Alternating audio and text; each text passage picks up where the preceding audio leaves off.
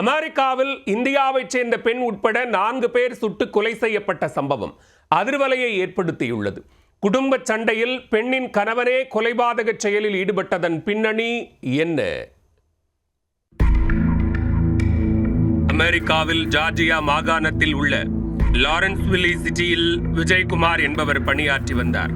இந்தியாவைச் சேர்ந்த இவர் தனது மனைவி மீமு டோக்ரா மற்றும் குழந்தைகளுடன் வசித்து வந்தார். ஆரம்பத்தில் அமைதியாக சென்ற குடும்ப வாழ்க்கையில் அண்மை காலமாக கணவன் மனைவி இடையே அடிக்கடி தகராறு ஏற்பட்டதாக கூறப்படுகிறது. இதனால் நாளுக்கு நாள் இருவருக்கும் இடையிலான இடைவெளி அதிகரித்துள்ளது. இந்த நிலையில் வெள்ளிக்கிழமை அன்று கணவன் மனைவி இடையே வாக்குவாதம் ஏற்பட்டுள்ளது.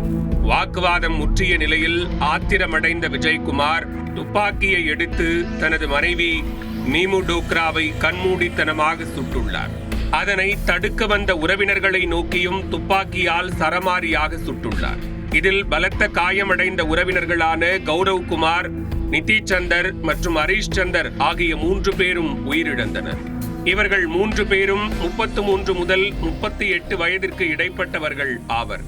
தனது தந்தை துப்பாக்கியை கையில் எடுத்து தாயாரை கொலை செய்ததை பார்த்த 3 குழந்தைகளும் அச்சத்தில் அங்குள்ள அலமாரிக்குள் சென்று ஒளிந்துள்ளனர். தொடர்ந்து துப்பாக்கிச் சூடு சத்தம் கேட்டதும் உயிர் பயத்தில் உள்ளேயே தஞ்சமடைந்துள்ளனர். அதே வேளையில் 3 குழந்தைகளில் ஒருவர் செல்போன் மூலம் போலீசாருக்கு தகவல் கொடுத்துள்ளார். அதன் பேரில் போலீசார் அங்கு விரைந்து சென்றுள்ளனர். விஜயகுமாரின் வீட்டிற்குள் சென்று பார்த்தபோது அவரின் மனைவி மீமு உட்பட 4 பேரும் இரத்த வெள்ளத்தில் சடலமாக கிடந்துள்ளனர்.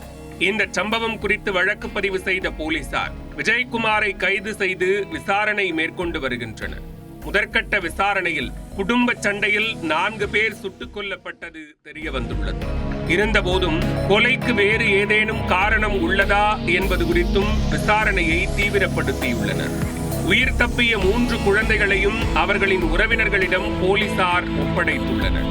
ஒரே நேரத்தில் இந்தியாவைச் சேர்ந்த பெண், அவரது உறவினர்கள் உட்பட 4 பேரை கணவரே கொடூரமாக சுட்டு கொலை செய்த சம்பவம் அமெரிக்காவில் அதிர்ச்சியை ஏற்படுத்தியுள்ளது. அமெரிக்காவில் துப்பாக்கி கலாச்சாரம் அதிகரித்துள்ளதால் குற்றச் சம்பவங்களும் அதிகரித்து வருவதாக தொடர்ந்து புகார்கள் எழுந்த வண்ணம் உள்ளன. இதனை கருத்தில் கொண்டு துப்பாக்கி கலாச்சாரத்தை கட்டுப்படுத்தும் வகையில் உரிய நடவடிக்கை எடுக்க வேண்டும் என்று பல்வேறு தரப்பினரும் வலியுறுத்தியுள்ளனர்.